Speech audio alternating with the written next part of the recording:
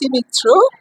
আমি এই অ্যান্টোনিম কালেকশনের সাথে যুক্ত আছি। থেকে বড় কথা, অ্যান্টোনিম কালেকশন যার অংশ AC gall, antonym council for global arts and literature, আমি তার ওয়ান অফ দ্য ডিরেক্টরস। তো আমাদের এই এসি গ্যাল একটা নন প্রফিট অর্গানাইজেশন যার কাজ হচ্ছে যত রকম ভাবে সম্ভব এই কালচার, লিটারেচার, ল্যাঙ্গুয়েজ তাকে জোড়া।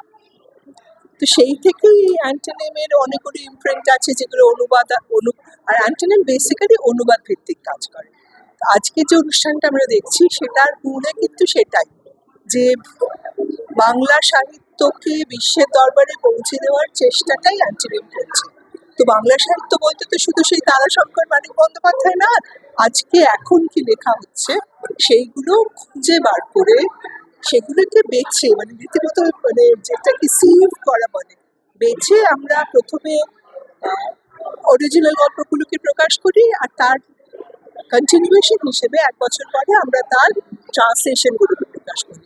সো কি হচ্ছে, তাতে লেখকের পরিচিতি হচ্ছে, পাঠকের সংখ্যা বাড়ছে এবং বিভিন্ন ভাষার পাঠক আমরা পাচ্ছি। সো ওই যেটা বাংলা থেকে, বাংলার সংকীর্ণ একটা পরিসর থেকে বেরিয়ে বিশ্বের দরবারে পৌঁছে আমাদের যেটা টার্গেট, তার একটা পার্ট হচ্ছে আজকের অনুষ্ঠানটা।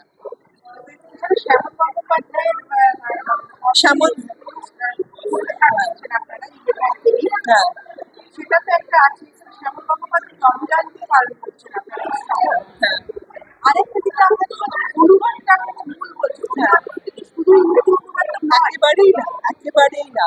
আমাদের যে ম্যাগাজিনটা আছে, অ্যান্টোনিম ম্যাগাজিন, সেখানে লিটারালি গ্লোবাল, মানে সেখানে আমরা টার্কিশ থেকে কাজ করি, পার্সিয়ান থেকে কাজ করি, স্প্যানিশ, মেক্সিকান, ইটালিয়ান, মানে একদম অ্যাক্রস দ্য গ্লোব। একেবারেই মানে বাংলা বা হিন্দি বা ওই মালায়ালাম তার মধ্যে আমরা নিজেদেরকে আটকে রাখি।